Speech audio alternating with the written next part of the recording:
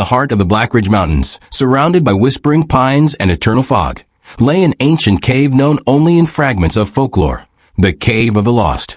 Locals avoided it, claiming that no one who entered ever came back sane, or came back at all. The story begins with Ethan Gray, a seasoned explorer and documentary filmmaker obsessed with uncovering mysteries hidden beneath the earth. When he stumbled upon an old map in a forgotten library in Prague, marked with a symbol that matched the local legends of the Cave of the Lost, he felt an irresistible pull to go there. His crew, Mia, a geologist, Ryan, a drone operator, and Sophia, a sound engineer, warned him that the place had no coordinates on any modern map. But obsession drowned out reason, and they began their journey into the remote wilderness. For days, they trekked through rugged terrain. The fog never lifted, and strange echoes followed them through the valleys. At night, the campfire hissed and flickered, as if unseen eyes watched from beyond the trees. They found strange markings on the rocks, spirals, and humanoid figures scratched deep into the stone. Mia noted they weren't tribal but far older, as if made before recorded history. On the third night, Ryan's drone captured something in the distance, a shadow moving against the fog, tall and distorted. When he replayed the footage, the image flickered and corrupted, the figure's face unreadable, but its eyes burned white through the static. The next morning, they found the entrance. It wasn't a grand opening, but a narrow slit in a cliff face, hidden behind thick moss and vines. Cold air exhaled from the darkness, carrying a faint metallic scent, like blood mixed with earth. Ethan grinned despite the fear curling in his stomach. They set up lights and cameras, documenting every step as they descended into the abyss. The deeper they went, the less their equipment functioned.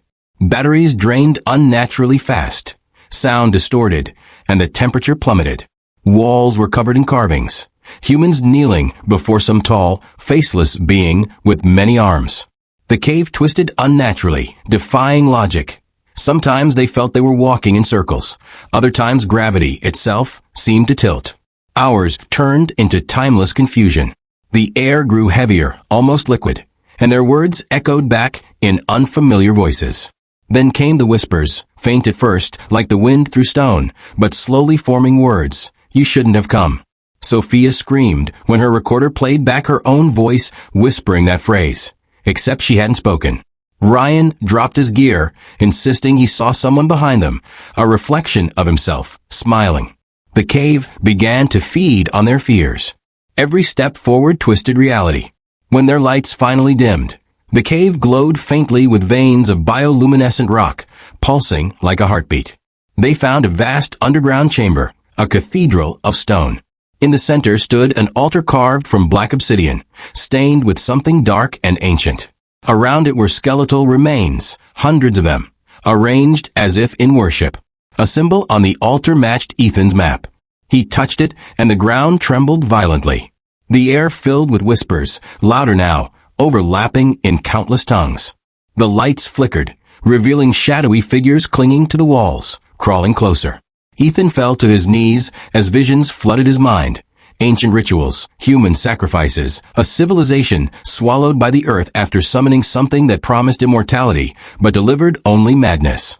The lost were not dead, they were trapped in the cave, their souls forever echoing in darkness. When Ethan regained consciousness, the others were gone. Only their equipment remained, smeared with mud and something else. He shouted their names, but the cave absorbed his voice. Panic took hold as he tried to retrace his steps, but the paths had changed. The cave was alive, reshaping itself. He saw flashes of faces in the dark, heard laughter that mimicked his friends. He stumbled upon Ryan's drone still recording, its camera capturing Ethan from behind even though he was alone. The footage showed another Ethan, paler, hollow-eyed, standing where no one should be. Terrified, he smashed the drone and ran deeper, guided by a faint light ahead. The light led him to a pool of still, black water. He looked into it and saw not his reflection, but a city beneath the surface, ancient, drowned, filled with flickering movement. Then a hand reached from the water, skeletal but strong, dragging him under. The water wasn't liquid, it was cold memory. He saw his entire life flash before him, then blur with countless others, faces, screams, moments of death repeating endlessly. When he broke free, gasping, he was back in the chamber. But the cave was different, wider, quieter. The whispers were gone. His camera light blinked weakly, and he spoke into it, his voice trembling. If anyone finds this, the cave isn't a place. It's a hunger. It keeps what it takes. Weeks later, rescuers found the camp abandoned.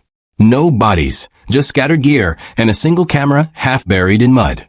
The footage, though corrupted, showed Ethan standing still in the dark, whispering words that didn't match his lips. The final frame froze on his eyes, black endless voids. No one ever entered the cave again, though some nights, hikers in the mountains claimed to hear distant echoes, voices calling from underground, begging to be found. And somewhere deep beneath, the cave of the lost still breathes, waiting for the next soul to listen to its whispers and mistake them for adventure.